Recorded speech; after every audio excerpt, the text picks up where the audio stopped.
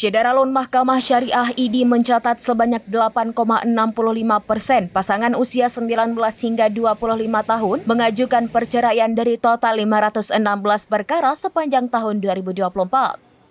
Angka ini menempatkan pasangan muda sebagai kelompok keempat tertinggi dalam statistik perceraian di Aceh Timur. Islahul Umam, Humas Mahkamah Syariah ID menjelaskan kelompok usia 31 hingga 45 tahun mendominasi perceraian dengan 47,89%, disusul usia 26 hingga 30 tahun 27,22% dan 46 hingga 50 tahun 11,18%. Sementara pasangan di atas 56 tahun hanya menyumbang 2,32%. Perselisihan rumah tangga menjadi penyebab utama perceraian dengan 337 kasus, diikuti masalah ekonomi 60 kasus. Faktor lain meliputi KDRT, poligami, hukuman penjara, dan tindakan meninggalkan pasangan secara sepihak. Mahkamah Syariah ID menekankan pentingnya komunikasi sehat dan upaya rekonsiliasi sebelum mengambil keputusan bercerai. Pasangan muda didorong untuk memperkuat komitmen, kesabaran, dan saling pengertian dalam membangun rumah tangga. Dapat kami sampaikan bahwa untuk perkara gugatan perceraian sendiri, tahun 2024 sesuai dengan laporan tahunan Mahkamah Syariah ID yang sudah kami rilis dan publikasi di website Mahkamah Syariah ID, seluruhnya berjumlah 516 perkara. 516 perkara tersebut terdiri dari perkara cerai gugat dan juga perkara cerai talak.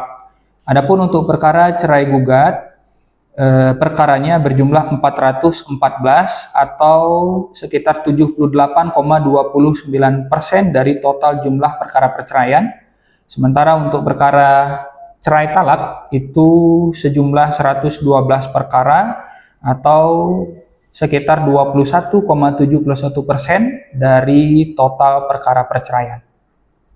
Kemudian angka perceraian pada tahun 2024 itu cenderung naik dibandingkan angka perceraian pada tahun 2023 yang hanya sekitar 474 perkara. Artinya kita punya selisih sekitar 42 perkara atau naik 8% dari tahun sebelumnya. Selanjutnya ini faktor penyebab perceraian itu karena apa dominannya, Pak? Baik, kalau untuk faktor sendiri ini beragam, Pak. Tapi kami bisa sampaikan bahwa berdasarkan laporan tahunan Mahkamah Syariah ini juga faktor yang paling dominan di sana ada perselisihan dan pertengkaran terus-menerus, yaitu sekitar 337 perkara perceraian yang terjadi akibat perselisihan dan terus-menerus. Akan tetapi bisa saya sampaikan bahwa perselisihan dan pertengkaran terus-menerus itu juga di dalamnya diakibatkan oleh faktor-faktor lain, Pak. Bisa saja nanti terjadi karena pihak ketiga atau ekonomi dan lain sebagainya. Kemudian faktor yang kedua yang mendominasi adalah meninggalkan salah satu pihak. Sekitar 25 perkara, KDRT 22 perkara, dihukum penjara di atas 5 tahun sebanyak 5 perkara, dan juga karena faktor poligami atau menikah siri dengan pasangan yang lain sebanyak 3 perkara. Terkait perceraian ini didominasi oleh umur pasangan yang berapa ini? Apakah ada dari kalangan muda? Mungkin bisa dijelaskan ada berapa persen dari kalangan tua dan muda? Baik, itu juga kami bisa sampaikan bahwa kami sudah mencoba untuk membuat variabel tersebut di dalam laporan tahunan untuk memberikan data yang lebih detail lagi tentang perceraian ini. Memang usia para penggugat di dalam pernikahan, di dalam perceraian maksud kami itu juga beragam. Dari rentang usia yang paling muda sampai usia lansia.